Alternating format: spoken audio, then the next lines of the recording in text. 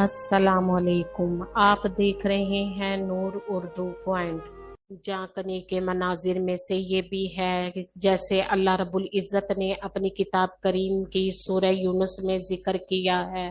चुनाचे फरमाया, और हमने बनी इसराइल को दरिया से पार करा दिया, फिर इसके पीछे पीछे फिरौन अपने लश्कर के साथ जुल्म व ज्यादती के इरादे से चला, यहाँ तक कि जब डूबने लगा तो कहने लगा, मैं ईमान लाता हूँ कि जिस पर बनी इसराइल ईमान लाए हैं इसके सिवा कोई माबूद नहीं, और मैं मुसलमानों में से हूँ। जवाब दिया, अब ईमान लाता है और पहले सरकशी करता रहा और मुफसिदों में दाखिल रहा, आज तेरी लाश को नजात देगा ताकि तू इनके लिए निशाने इबरत हो जो तेरे बाद हैं। और हकीकत यह है कि बहुत से लोग हमारी आयतों से गाफिल हैं। अल्लाह ताला ने इन आयत में फिरौन और इसके लश्कर के गर्क किए जाने की कफायत को बयान किया है कि जब मूसा सलाम अपने साथी बनी इसराइल को मिस्र से लेकर चले तो बच्चों और औरतों के अलावा जंगोजों की तादाद 6 लाख बयान की जाती है। तो फिरौन सख्त गजबनाक हुआ और तमाम रियासतों से लश्कर को इकट्ठा किया और फौजियों में से कोई नहीं बचा। फिर सूरज निकलते निकलते इनसे जा मिला।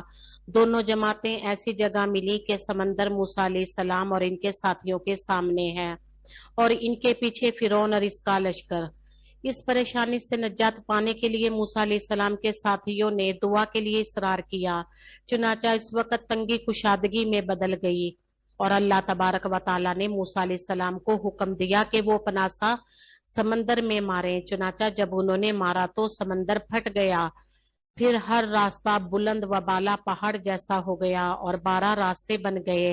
हर जमात के लिए एक रास्ता हो गया। अल्लाह ताला ने हवा को हुक्म दिया, बस जमीन खुशक हो गई, जैसे कि अल्लाह ताला ने कुरान करीम में फरमाया है, और इनके लिए दरिया में खुश्क रास्ता बना ले, फिर ना तुझे किसी के आ पकड़ने का खतरा हो ना डर। पानी रास्तों के दरमियान खिड़कियों की तरह फट गया ताकि एक जमात दूसरी जमात को दे सके और इन्हें ये शक ना हो कि वो लोग हलाक हो गए। जब मूसा सलाम और इनके साथी समंदर पार कर गए तो फिरौन ने ये मंजर देखकर सख्त हैरान हुआ, हक्का बक्का रहा और डर गया और वापसी का इरादा किया। अफसोस इसके लिए जाए फरार कहाँ है। नौश्ता तकदीर पूरा होकर रहा और दुआ कबूल कर ली गई। फिरौन अपने आप को काबू में ना रख सका, चुनाचा अपने अमरा के सामने कुव्वत का मुजाहिरा किया और कहा कि मैं बनी इसराइल समंदर के हमसे ज्यादा हकदार नहीं। बस सारे के सारे लोग समंदर में दाखिल हो गए।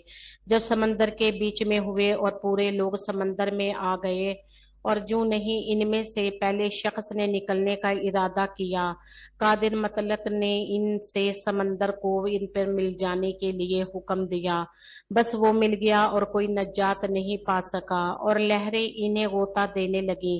फिर उनको लहरों ने अपनी लपेट में लिया, फिर इस पर मौत की सख्तियां तारीक हो गईं और पुकार उठा कि मैं ईमान लाता हूँ कि जिस पर बनी इसराइल ईमान लाए हैं इसके सिवा कोई माबूद नहीं, और मैं मुसलमानों में से हूँ।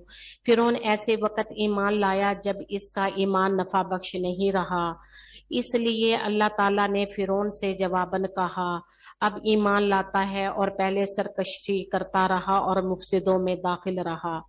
जब बाज अफराद को फिरौन की मौत के बारे में शक हुआ तो अल्लाह ताला ने समंदर को हुक्म दिया कि फिरौन की लाश इसकी मारूफ व मशहूर जर्रा के साथ जमीन के एक ऊंचे हिस्से पर डाल दें ताकि लोगों को इसकी मौत व हलाकत का यकीन हो जाए। अभी भी वक्त है, हम तौबा कर लें, इससे पहले हम पर तौबा के दरवाजे हमेशा के लिए बंद हो जाएं। अल्लाह ताला हमें हदायत दे और हमारा खात्मा ईमान पर फरमाए, आमीन। मुझे उम्मीद है कि आपको हमारी आज की वीडियो पसंद आई होगी, इससे आपको कुछ अच्छा जानने को मिला होगा। अगर आपको ये वीडियो अच्छी लगे तो इसे वीडियो को लाइक करें और शेयर करें, सब्सक्राइब करें। Thanks for watching this video. Allah Hafiz.